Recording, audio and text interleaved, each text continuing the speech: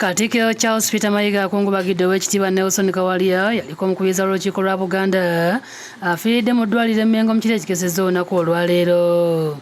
Katikkiro abadde ku mbuga enkulu e Mengo ng'ayogedde ku Oweekitiibwa Kawalya ng'abadde omuwulize eri Obwakabaka era aweereza n'obwesimbu mu bifo eby'enjawulo omwali n'okubeera minisitule y'ebyobulamu.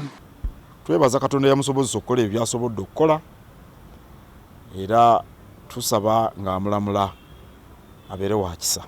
Twamanya nga agenze Mengo ddwaliro ng'ate tumaze okuva ku mukolo omulungi ennyo naye kakati emirimu gy'akoze kubanga abantu bayogedde ate nga kyabadde kirungi nnyo nti tebibeerawo bulijjo abantu okusooka okwogerako ebirungi byo byonna nga naawe weewulirira ate naawe n'obeebaza nga n'amanya abantu abamwagala.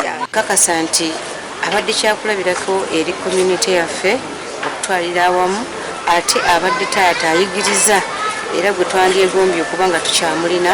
Twefumiitirize nnyo ku bigambo bye, entakera obubaka bw'abadde atuwa, bw'abadde anyumya n'abantu, bingi by'abadde akola n'abantu ab'enjawulo. Oweekitiibwa Nelson Kawalya waafiiridde nga kyajje ajaguza emyaka 5 mu bufumbo ne mukyala Annette Kawalya nga baateeka okusinza okw'okwebaza okwabadde mu Lutikko e Namirembe ku lunaku olw'omukaaga okwetabyeko ne maama Nnaabagereka.